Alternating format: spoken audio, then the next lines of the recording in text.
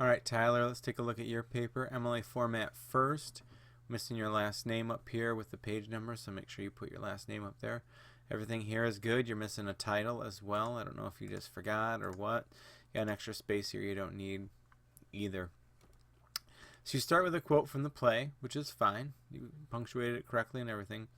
But then you just jump right into a little bit about Macbeth. I'd love for you to kind of talk about this quote a little bit. I mean, you mentioned that he just murdered Duncan and his servants. Well, at this point, he didn't murder the servants yet. But maybe set up this quote a little bit better right afterwards and just talk a little bit about, you know, what Macbeth has done. And instead of this part, maybe a little bit about how he's feeling. I don't know, something like that. Then you need to kind of introduce the idea that Macbeth suffered from a disease and then get into the definition of bipolar. You got space issues here. We'll talk a little bit about how to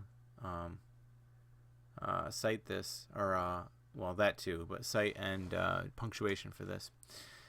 You're missing a period. Remember that period goes at the at the end of the parentheses. So it starts to peel out thirst for power, which is good, and then you get into his symptoms. So keep in mind that you have to keep the reader aware that these are his symptoms that he has of bipolar disorder, and you actually never really say in this introduction that he has bipolar disorder, so you're gonna have to bring that up too. You get to the thesis statement here. He did make irrational decisions, which led him to his power. They might be more specific on that, while also slowly sliding downward to his destruction. So it's an okay thesis. I'm afraid all you're going to do in your body paragraphs is just say that he wanted power, he made bad decisions, and he was destroyed by it eventually, and that's not exactly what we want yet. So hopefully it's more than that as we get into your body paragraphs. All right, Tyler, pay attention to space issues again. You got some here. Can't have things right next to each other like that. All right, so these manic episodes describe Macbeth well. Some signs are this, which I would think this would be the one that you would quote. So I'm assuming that this in-text citation really needs to go right here. For Macbeth, by the way, you don't have to capitalize the B in Macbeth. It's pretty common to just have it a lowercase b. All right, so you're going to talk about reckless actions at first. When he ordered Banquo, his best friend, to be murdered. So this is all good plot. Then you jump into a different example later on, which is still a good example of being reckless. But this quote and this right here all goes with Banquo too. So all of this stuff should move up right here, and then you can drop down and start talking about the Doctor and Seton or young Seward, etc. Now, as far as this example goes, how is this being reckless? He killed young Seward. Maybe young Seward was reckless, but this isn't about young Seward. It's about Macbeth. So you might want to get rid of that example. It doesn't really tell us anything. Here's another good example. We're going to go over modifiers a little bit later this year, Tyler. All right, so Macbeth also ordered Macduff's castle to be attacked while he was in England, slaying his wife and son. Now, who was slaying his wife and son? It was Macbeth, right? Or at least his murderers that he sent. But the way that you've worded this sentence, it looks like he is doing it, which in this case is actually Macduff. So I don't think Macduff was slaying his wife and son. So you got to fix that sentence too. This is actually a really good transition statement, Tyler. So good job on that, which leads us into your next paragraph on agitation. All right. So again, I feel like this quote doesn't really, citation really doesn't belong here. It can make people angry quickly. I feel like if anything, it needs to be at the end of there, because it's probably, you got that information about getting people angry down here. So this isn't, I mean, agitation, how are you going to use these examples? How is this an example of agitation? How is this an example of agitation? You explain why this is an example of agitation. Now we get into constant thoughts about death, but that's the next paragraph here. So you haven't really done anything in here to really tie agitation and Macbeth together. You're giving examples, but it's not good enough just to give examples. You have to expand on it to talk about the significance, to the symptoms, so on and so forth. You're missing a quote here at the end. And then you get into this whole last resort with killing Macduff. All right. Basically, unfortunately, what you did in this paragraph is you just tried to lump a bunch of stuff together.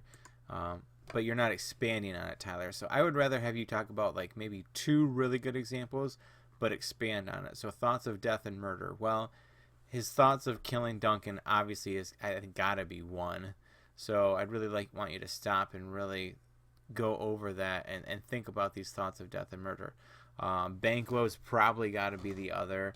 You could talk about Macduff and his thoughts of killing Macduff's family. I mean, those are 3 examples, any of which, choose 2 and really discuss it. Try it back into your thesis statement. Remember what I told you? You're just going to say he makes rash decisions or he makes poor decisions, and that's all you're doing is like, oh, he did this and it was a poor decision. So you're not really adding anything to your thesis statement above. And what I would love to see is more from your outside sources. I want to see what these thoughts of death and murder from bipolar disease really are all about, and what does a person like that do. And oh my gosh, Macbeth does this because in the play he did this, and that totally means this about him as a character. That's what I want to see out of your body paragraphs. Again, you do a really good job of transition statements. You need a comma here. Remember comma conjunction when you have 2 complete sentences. So you have this whole sleep pattern thing is screwed up again. This goes at the end of your citation. So we get into your last body paragraph about sleeping less and less. So Macbeth starts to sleep less and less, no comma, and starts hallucinating, comma, seeing those that he has killed are items related, which I know you're talking about the daggers here. So first, comma, the hallucinations start with the daggers and then with Banquo. You don't even mention the daggers other than that. I'd love to see a quote from the play that backs that up. And again, quote from the play here, more outside sources overall. He has a manic episode. We already talked about manic episodes earlier, so oops, I screwed that up for you, Tyler. I'm going to push that back there. Okay.